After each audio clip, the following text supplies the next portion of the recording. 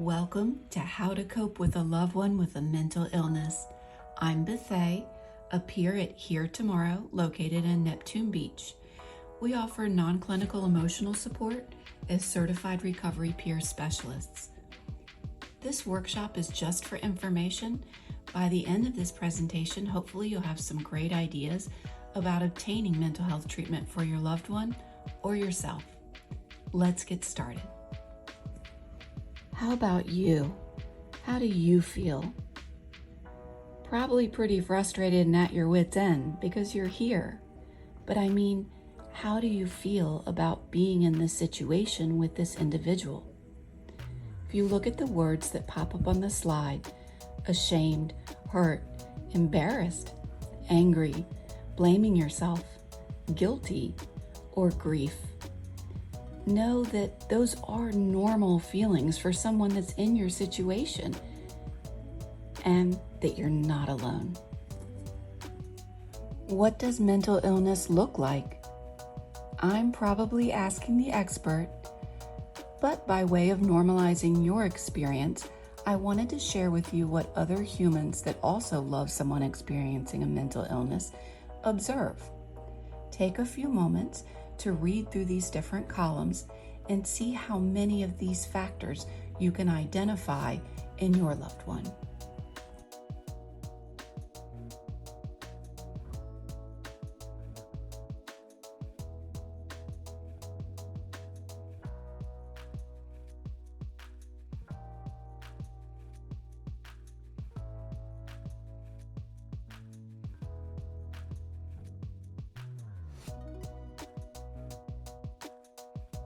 Social withdrawal, irregular expression of feelings, thought and mood disturbances, and changes in behavior. Your loved one may be exhibiting certain tendencies or behaviors from certain categories and not others. There's no hard and fast rule, but you get the idea. Substance abuse is very common as a co-occurring condition. How many of these factors resonate with you and your loved one? It's time to put you to work. Grab a sheet of paper or your journal, and we're going to pause the video in a moment for a quick brainstorm. When the crisis hit, you have strategies. I want you to take a few moments to list out the strategies that you currently use, good and bad, that work or don't work when crises emerge with your loved one. Pause the video, take a minute. While these de-escalation techniques may seem self-evident, it is easy to forget the basics when things heat up. And let's face it, some of us have other people living in the home that stir the pot in a way that's out of our control. Those around you may exacerbate the situation with their behaviors or their words, but you have the option to control your own responses. My personal goal is to be the calm in the storm. Often I am the calm, and unfortunately, sometimes I'm still part of the storm's creation. It's progress. It's my job to persevere and keep opting for my own self-growth. As you read through this list, staying calm, avoiding overreacting, listening, avoid continuous eye contact. This is, of course, contingent upon cultural factors, but there's evidence that many people perceive an implicit challenge to a prolonged gaze. Simply asking, how can I support you right now? How can I help you at this time? Sometimes we forget to ask when we're so busy trying to fix it. You may want to avoid that, trying to fix it or offering advice or comparing their situation. If you've done it before and it hasn't been helpful, ditch the strategy and try responding intentionally instead of reacting. Keep the stimulation level low. If the TV's blaring, there's music in the background, bright fluorescent lights on, see what you can do to control those external factors. Offer options instead of trying to take control. I call this one the red shoe, blue shoe. So you have a small child, they're throwing a fit because they want to go out, they don't want to put on their shoes. Eventually you say, look, you can put on the red shoes or the blue shoes. The subtext is you're wearing shoes. So if someone is emotionally out of control, they're verbally explosive, then perhaps one idea would be to offer options. Look, I can run a quick errand to give you some alone time, or we could go on a walk together. Subtext, there's a boundary to what behaviors I will accept. Gently say what you're going to do before you do it. Hey, I'm going to go turn off that lamp. Validate, validate, validate. It's a manner of practicing active listening. One way is you can rephrase or summarize what you think you hear and let the person correct you if you're off. You may just want to let go of the alleged facts, okay? Who cares? During a crisis, validation sounds something like this. I can tell that you're frustrated. Or, I understand why this would upset you. Or, oh, I get why you would be angry in this situation. You may want to just ask questions about their feelings. A crisis is often all about the emotions, but we spend our time trying to fix the problem. Maybe you can really assist by just listening and getting your loved one to describe their feelings as much as possible so that they release that energy and the situation can get diffused. Oftentimes people don't think they're being judgmental, but when they're trying to fix and control something, it comes off that way. Anytime the word should is being said, you might want to rephrase it with a question.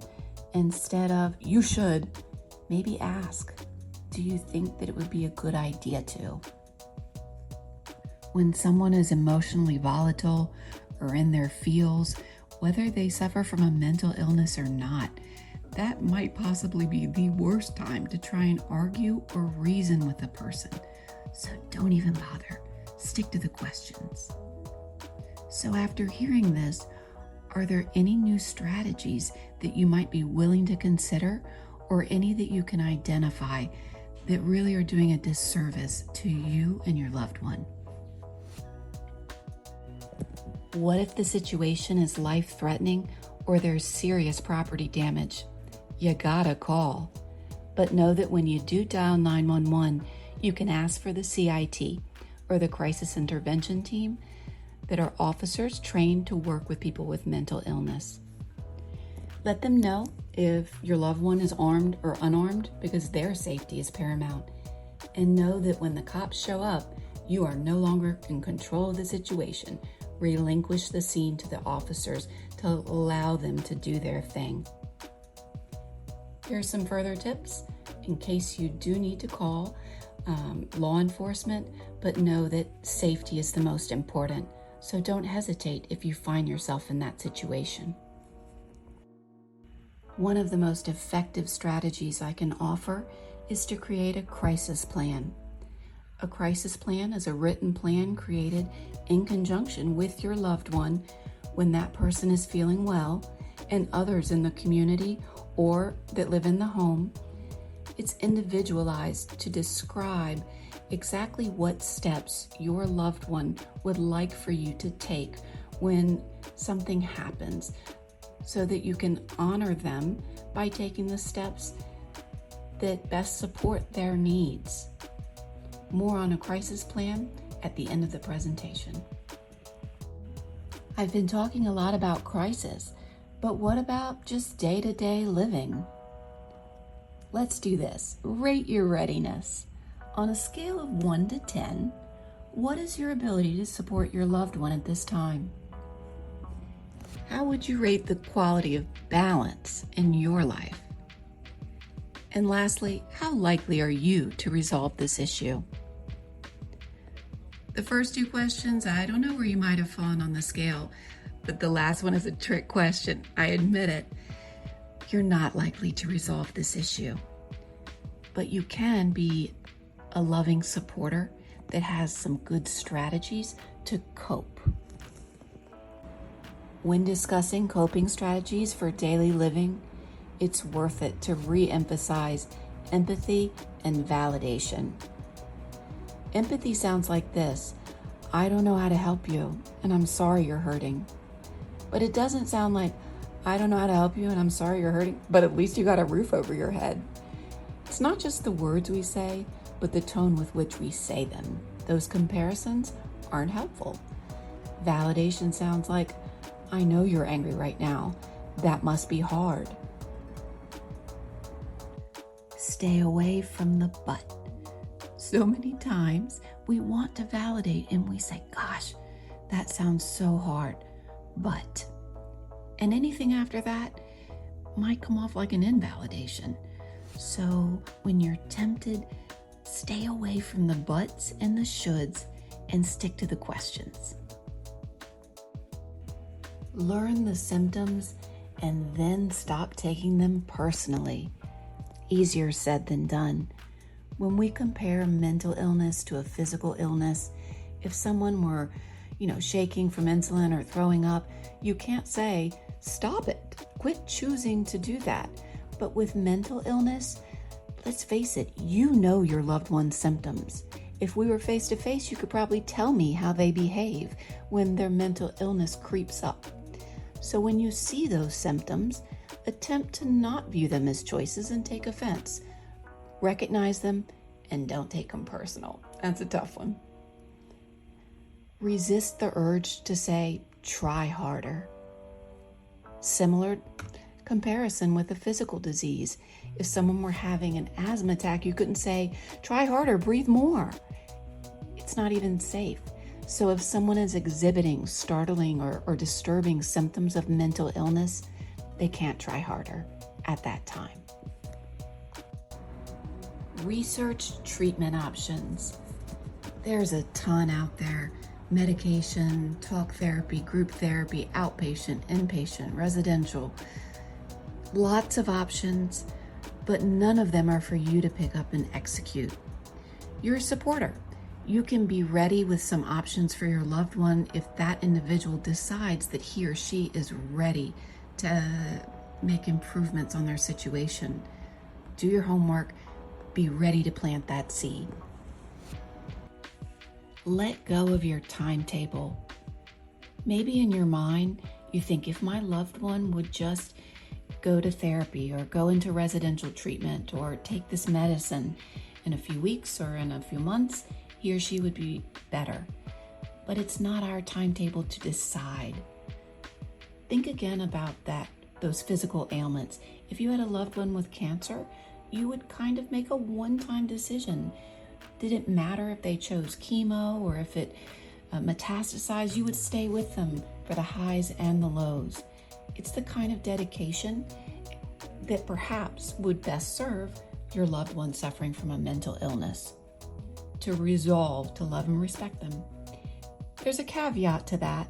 There are situations in which I have known supporters and caregivers that are carrying burdens that are not theirs to carry.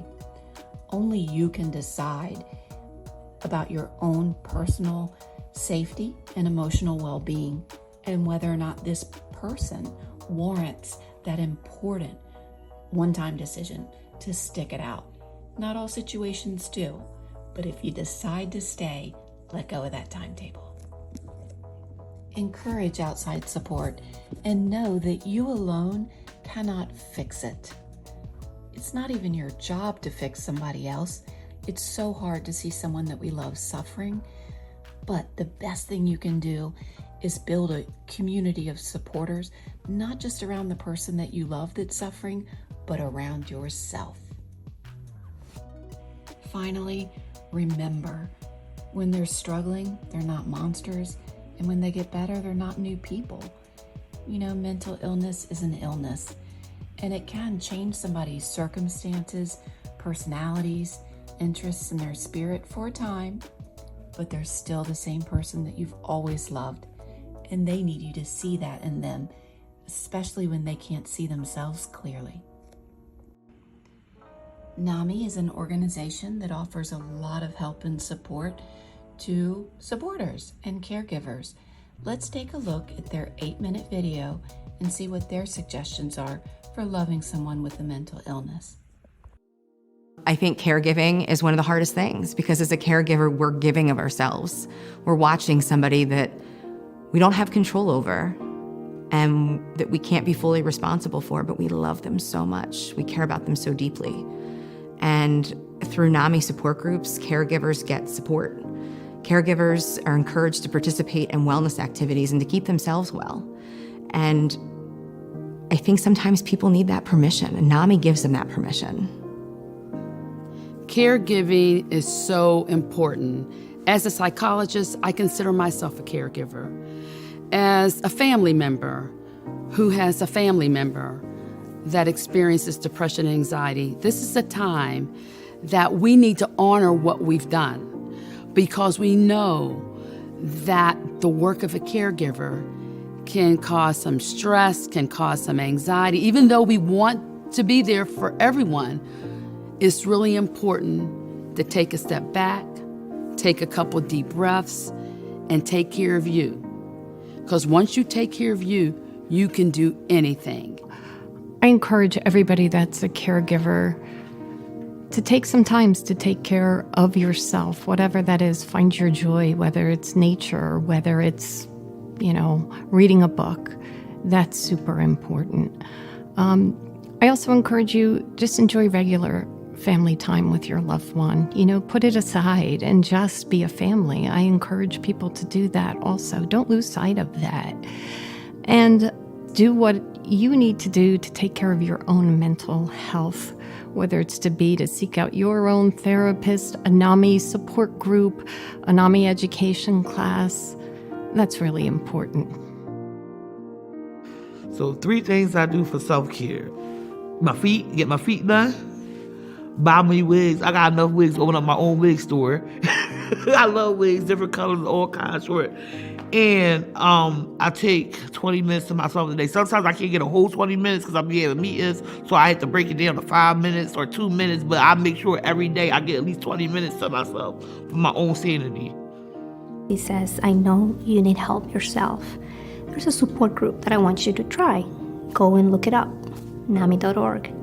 Surely enough, I found a support group, and I found a family. I found a place that was safe, where I could speak, where I wasn't judged. And I will never forget that night we talked about self-care. And they mentioned how you put on your oxygen mask first before you put it on your child. And I had not been doing that. I was just focused on her challenges. We were in and out of hospitals. I was focused on work, on my other daughter, on my relationship with my husband, church, volunteering, etc. And really not taking care of myself, not sleeping, worrying about what if. And then I started running. One of the things that we promised that night is, what is everybody, raise your hand to, what are you going to do for yourself before the next support group? I said, I'm going to go out and run. And here I am, 3 marathons in since that time. And it's been a relief for me, but also I think an example for my daughter, that we need to take time for ourselves and to check in with ourselves. My self-care is walking. I walk every morning. My husband and I walk. I take care of my grandchildren a lot, and on any day that I'm just even feeling sad, they're, thank God, close enough to me, so I pick one up and go. They are my total joy. And my other one is as being a part of a support group. And I leave that support group every week inspired by watching the way people are getting through all of this. We found, my wife and I, that friends, family, and even our faith community did not fully appreciate the challenges that we were facing as a family. And so being with others who understood, being with others who you could talk to about what you might be going through, understanding what they were going through, and being supportive was extremely powerful for us. It wasn't so much the sharing, it was the understanding, it was the encouragement, it was the practical tips, and sometimes it was just being there for one another. Sometimes just being there without words can be very, very powerful for those who sometimes feel like they're facing this all alone. Now, I'm a caregiver for one of my beautiful parents diagnosed with schizophrenia.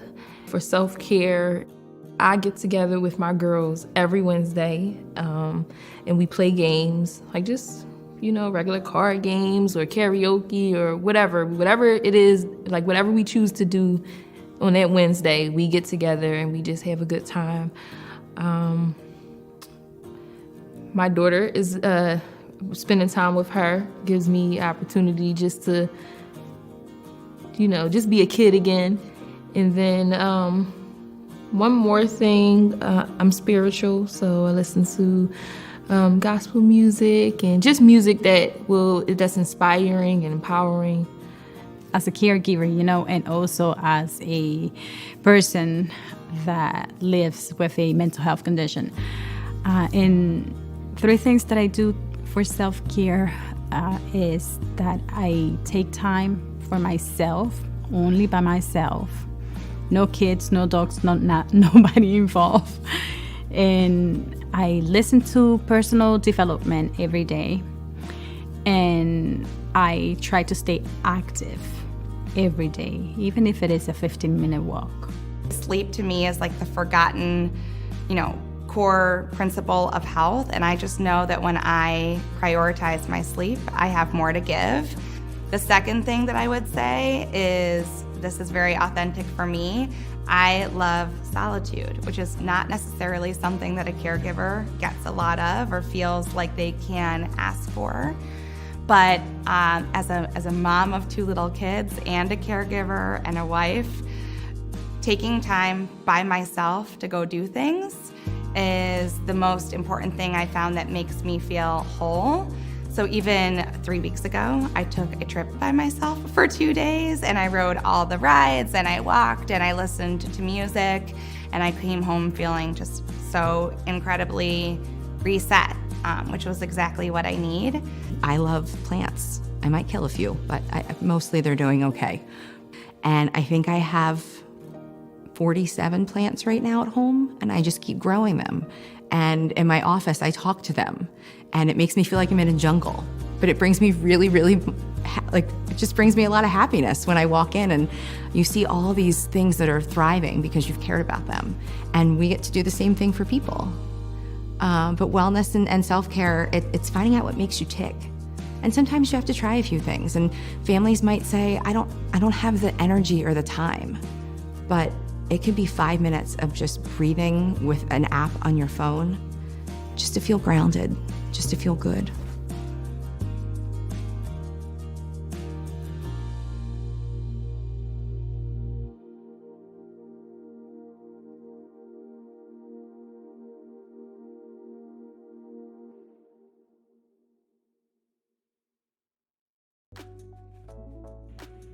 How are you feeling now? Might you be willing to reach out to your local NAMI chapter and discover some support groups or classes?